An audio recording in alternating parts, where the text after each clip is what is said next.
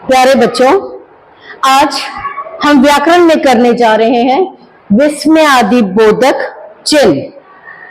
ये वो चिन्ह होते हैं जिनसे हम अपने दिल की भावनाओं को, मन की भावनाओं को प्रकट करते हैं। जिन शब्दों के द्वारा हमारे मन के भाव प्रकट होते हैं उन्हें विस्मयादि बोधक चिन्ह कहते हैं। जैसे आश्चर्य, हम अपने मन के भाव आश्चर्य, हमें बड़ी हैरानी हो रही है, हमें लज्जा आ रही है, शर्म आ रही है, घृणा, नफरत, खुशी, दुख, इन सब भावों को हम प्रकट करने के लिए जिन चिन्हों का प्रयोग करते हैं उन्हें विस्मयादि बोधक चिन्ह कहते हैं। तो चलिए शुरू करते हैं। पहला है आश्चर्य बोधक चिन्ह। आश्चर्य जैसे नाम से ही स्पष्ट है, हैरानी। ठीक है, अब जब हम हैरान होते हैं तो हम किन शब्दों का प्रयोग करते हैं? ओह, ऐसा हुआ, अरे ये तुम क्या कह रहे हो? नेक्स्ट है क्या, उसने ऐसे किया, मतलब जहां पर हम अपनी हैरानी प्रकट कर रहे हैं। ठीक है, आश्चर्य बोधक चिन्ह, राइट। नेक्स्ट है हर्ष बोधक। हर्ष का मतलब होता है बेटा खुशी, प्रसन्नता। तो अपने मन के भाव, खुशी के भावों को प्रकट करने के लिए हम जिन चिन्हों का प्रयोग करते हैं उन्हें हर्षबोधक चिन्ह कहते हैं। क्या बात है, क्या खूब, वाह, आपने तो कमाल ही कर दिया। ठीक है, खुश होकर कहते हैं ना। नेक्स्ट है शोक बोधक। शोक, दुख, जिन शब्दों के द्वारा हम दुख को प्रकट करते हैं।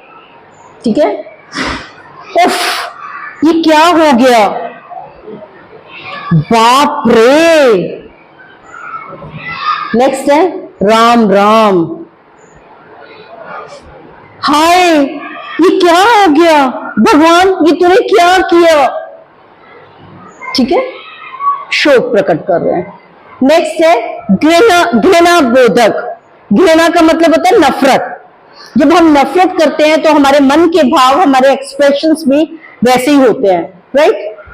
दिक, दत्त, थू, थू, हमारे मन के भाव भी ऐसे होते हैं, एक्सप्रेशंस हम ऐसे ही देते हैं। ठीक है, छी, परे करो इससे, दूर करो इसे, छी, राइट।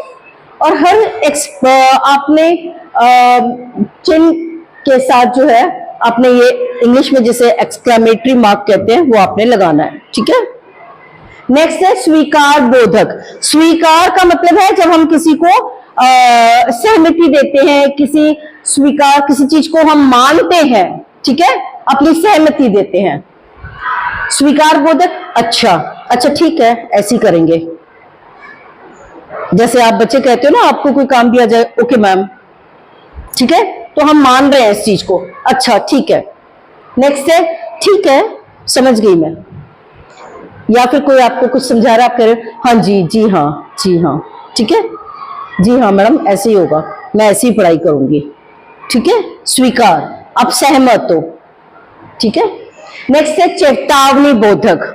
चेतावनी, जब आप किसी को ओपनली चैलेंज कर रहे हो, सुधर जाओ, अगर नहीं पढ़ोगे अपना ही नुकसान कर बैठोगे, तो जब आप चेतावनी भरे स्वर में कहते हो, ठीक है ना, तो सावधान, सावधान हो जाओ। लुटेरे रात को ही नहीं दिन में भी लोगों को लूट रहे हैं, सावधान हो जाओ। होशियार, ये भी आप चेतावनी दी जा रही है, होशियार हो जाओ, अपने आप को अवेयर रखो, अपने आप को जागरूक रखो। ठीक है। खबरदार, खबरदार, अक्सर आपने देखा होगा मम्मियां घर पे क्या बोलती हैं, खबरदार तू बाहर निकली भी तो, 3 घंटे तक पढ़ना ही है, समझ आई? तो चेतावनी दे रही है, ठीक है ना? तो हटो, ये भी है, परे हट जाओ, हट जाओ परे, मैंने कोई बात नहीं सुननी, हटो, ठीक है? नेक्स्ट है भयबोधक। भय का मतलब होता है डर, भयबोधक जो डर को दर्शाए। जैसे हम कोई भी चीज, कोई इमारत गिर गई, बाढ़ग्रस्त, जब बहुत ज्यादा भयंकर बाढ़ आती है तो हम क्या एकदम, हाय ये क्या हो गया। जब हम देखते हैं कि बड़ी बड़ी बिल्डिंग्स जो है वो नीचे एकदम गिर रही है तो हम डर जाते हैं, हाय ये क्या हो गया, ठीक है? ओए माँ, सब लोग, छिपकली आपके पैर के ऊपर से निकल गई, आप एकदम क्या, आपके मुंह से निकलता है ओए माँ, डर के कारण। या फिर सांप कहीं से निकल रहा है, सड़क से निकल रहा है, आपको तो बाप रे, आप एकदम पीछे हो जाते हैं, बाप रे। तो ये एक्सप्रेशन है भय के, ठीक है? नेक्स्ट है आशीर्वाद बोधक। जब आप किसी को आशीर्वाद देते हो, ब्लेसिंग्स देते हो, जब कोई अच्छा काम करता है तो आप कहते हैं ना गॉड ब्लेस यू, भगवान आपको हमेशा खुश रखे। तो ये है दीर्घायु हो।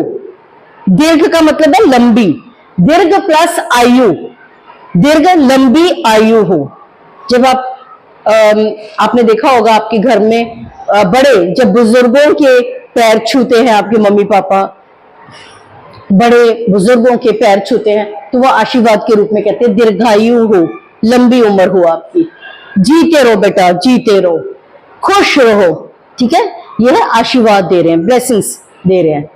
संबोधन बोधक, जब हम किसी को संबोधित करते हैं, जिस तरीके से हम किसी को बुलाते हैं, ठीक है? अरे बच्चे इधर आना, सुनना जरा, अरे इधर आओ, ठीक है?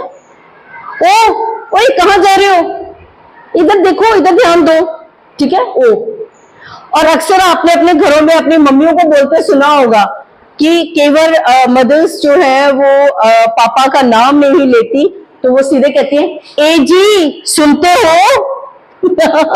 तो इस तरह के जो शब्द होते हैं वो संबोधन के लिए प्रयुक्त होते हैं, ठीक है? ये बहुत ही इजी था बेटे, इसमें आप मन के भावों को आप स्पष्ट करते हो। केवल जो है एग्जाम्स में क्या आता है कि एक पूरा सेंटेंस आपको वाक्य दिया होता है और आपने देखना होता है कि ये आश्चर्य से पूछा गया है, इसमें शोक दिख रहा है, इसमें विस्मय दिख रहा है, चेतावनी दिख रही है, तो आपने उस पूरे सेंटेंस को पढ़ के उस हिसाब से इसमें चिन्ह लगाने होते हैं, ठीक है? आशा करती हूँ आपको ये आसानी से समझ आ गया होगा। अगर फिर भी किसी को कोई डाउट है तो आप कमेंट देके पूछ सकते हो, ठीक है? थैंक यू बेटा, ऑल द बेस्ट।